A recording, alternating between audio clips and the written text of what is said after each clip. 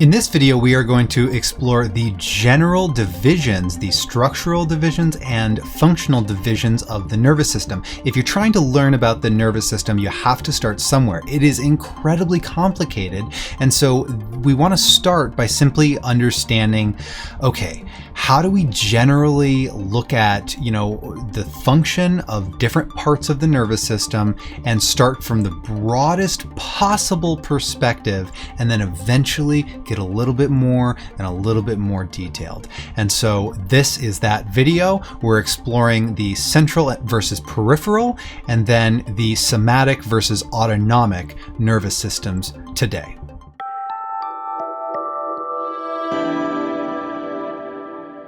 Hey, my name is Anthony Davis, and this is Shapeshift Wellness, where I like to explore the science behind fitness, yoga, and meditation. If you're into that sort of thing, consider subscribing to my channel. Now let's learn about the nervous system. We'll begin with structural divisions. So the structure, all we've done is said, generally speaking, we have two sort of distinct areas of the nervous system. We have one that is central. It is very much protected from everything else because it's wrapped around, it's wrapped in and encased in layers of very, very protective and strong bones, like the skull and like the spinal cord.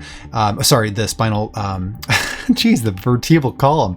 And so all of these giant, very, very strong bones, the spine, they encase the central nervous system and they protect it from any kind of harm, because if anything goes wrong in the central nervous system, that is very, very bad news.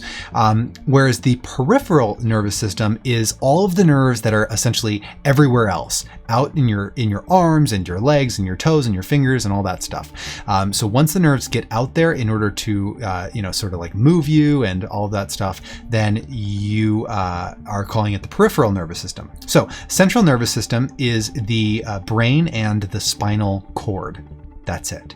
So if it's not the brain and it's not the spinal cord, which travels through these giant holes basically in your spine, if you're not aware of this already, your spine is a column of many vertebrae stacked on top stacked on top of each other, and that each vertebra has a giant hole in it, and that canal allows the spinal cord to travel through it. So I hope if I zoom in here a little bit, then you might be able to see it. So here, up. There we go. Here we go. So you should be able to see that green area traveling through the spine.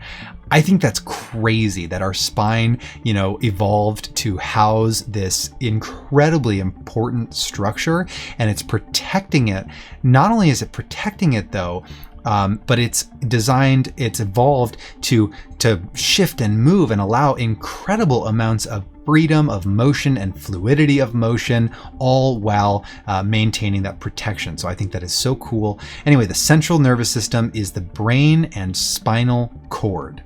Okay, if it's not the brain and spinal cord, then it's peripheral nervous system. Okay, so think about your peripheral vision versus central vision. Central vision is the stuff that you're looking right at, so it's in the center. And then your peripheral vision is the stuff off to the sides. Similarly, our central nervous system is, in the brain and the spinal cord, and then it branches out, sort of like the branches of a tree and the twigs and everything of a tree, and everything like that. All the branches, all the twigs, all the leaves, all of that stuff is the peripheral nervous system. And so here you can see all of the yellow nerves highlighted. And if I go down here, all this, sciatic nerve and all the nerves down in your feet, all of that is peripheral nervous system.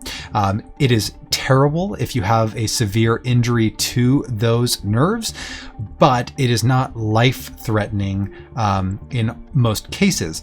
Whereas the central nervous system, if you have injury to the brain and spinal cord, that is very serious.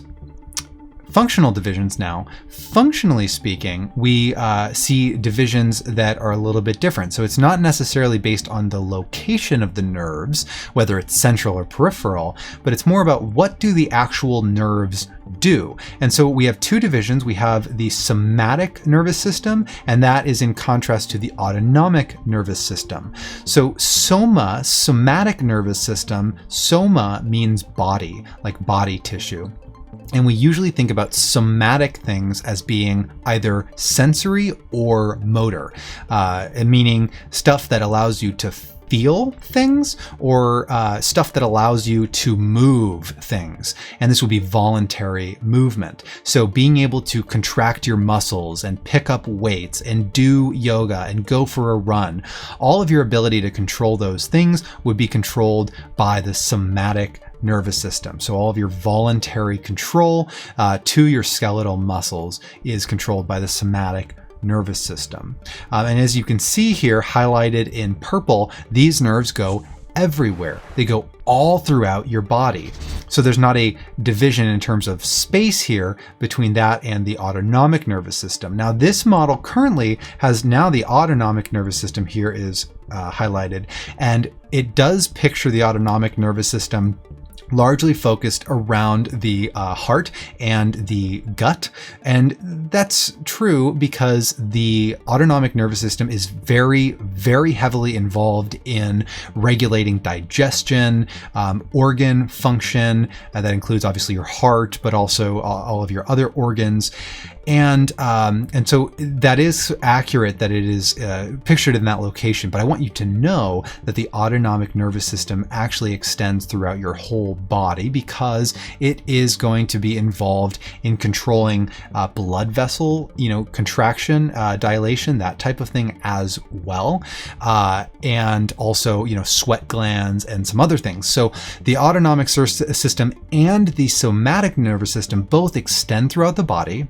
But the difference is that the somatic, right, is for movement and voluntary things versus the autonomic, which is automatic as well. It's stuff that happens whether you want it to or not. You don't have to think about digesting food, right? I mean, yes, of course, digesting food can get distracting because of, various reasons. You eat too much cheese or lasagna on, some holiday or something like that. But if, other than that, you don't have to consciously, okay, now I'm going to digest the food.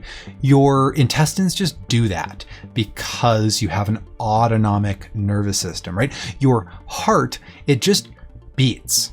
Right? It doesn't need you to think about it. Your heart will continue to beat. You will continue to breathe. Your liver will continue to, filter out, the various things in your body. Your spleen is going to continue to do its thing. Your pancreas is going to continue to secrete, various types of enzymes to digest your food. All of those things happen automatically, right? Oh, by the way, quick note about the heart. Yes, technically influenced by the vagus nerve. That's autonomic, but it actually has its own pacemaker, which is kind of cool. So even if your heart was disconnected from the nervous system entirely, it would still function if you gave it enough calcium and potassium. So that is pretty cool. Fun fact. So that is the both structural and functional divisions of the nervous system. Join me next time.